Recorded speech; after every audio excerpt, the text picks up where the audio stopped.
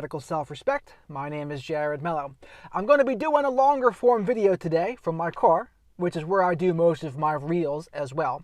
But before I begin, please remember to subscribe to the channel if you haven't already. I talk a lot about narcissism, radical self-respect, practicing it in all areas of life, healing codependency, working on our side of the street.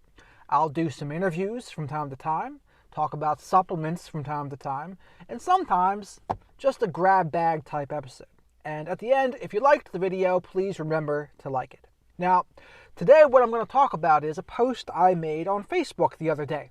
And I said, and I quote, "I'm not saying that unconditional love doesn't exist, but I don't think it serves anyone to believe it does." And I think there was a little bit of confusion by what I meant when I said that. Some people got it and some people didn't. And some mothers said, well, I unconditionally love my children. And to me, they were kind of missing what I was trying to say a little bit. So let's explain what I was really trying to say. Now, there's two ways to go about this: giving unconditional love and receiving unconditional love, because they are two different things. Now, let's go over first giving. Now, I would argue when we practice radical self-respect, we're not giving unconditional love. We have boundaries. We have conditions upon which, if people do not act accordingly, we will walk away. So by definition, that is not unconditional love.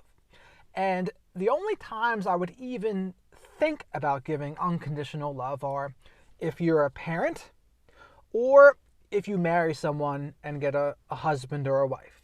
But even then, I still wouldn't recommend it with the husband or wife part, because you don't know how they're going to act in the future.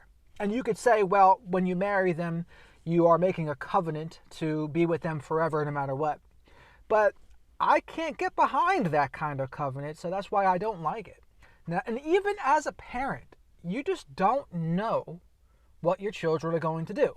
It's a good idea to try to give unconditional love, but I think inevitably we will all fall short. So in this way, it's not really that bad to try to give unconditional love, but I don't think it's as realistic, and I think there are some times that we should walk away, because to continue loving someone would be to disrespect ourselves, and we might even hurt ourselves in some cases too, trying to love someone else. And I don't think that's good. I don't think that's a good thing to try to strive for, because we can't pour from an empty cup. And if loving you is hurting me, that doesn't sound like a good situation. So often, I'm not even going to tell people to try to unconditionally love.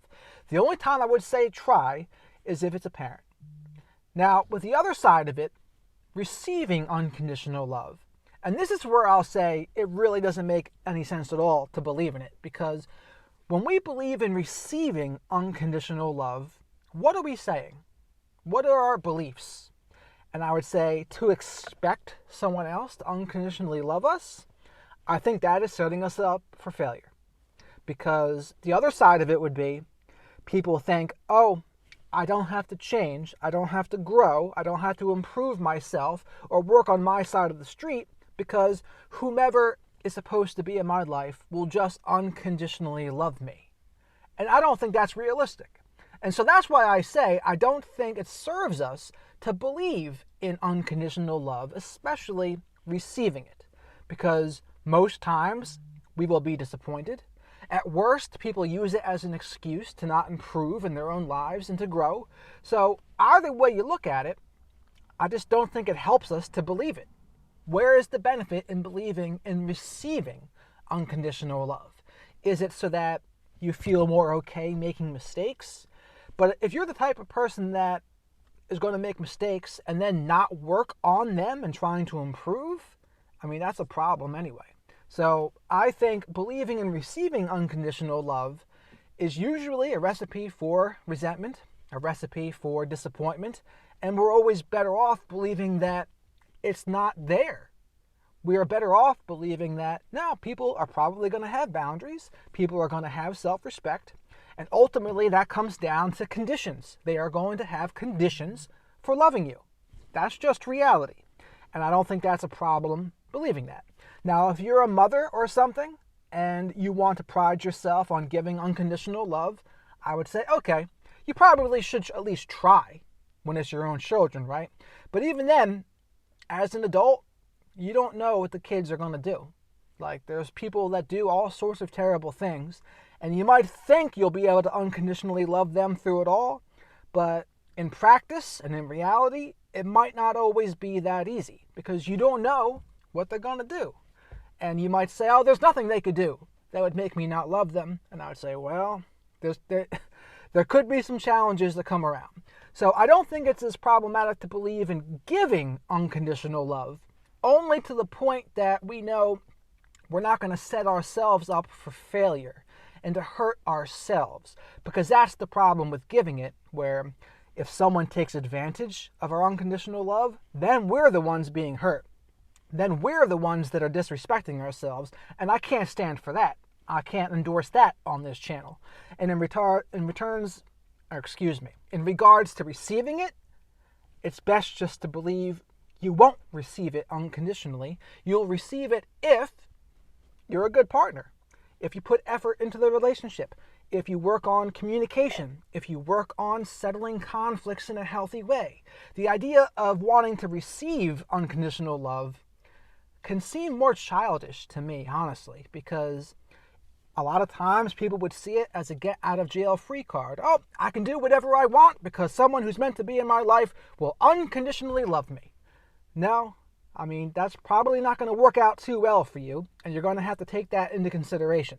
So it's best to believe, especially in terms of receiving it, it's probably not going to be there. It's conditional upon, did you do the work on yourself? Are you a healthy partner? Can you work on solving conflicts in a healthy way? Can you show up in a way that's helpful to you and to them? That's realistically the conditions. So that's my video today about unconditional love. Is it a thing?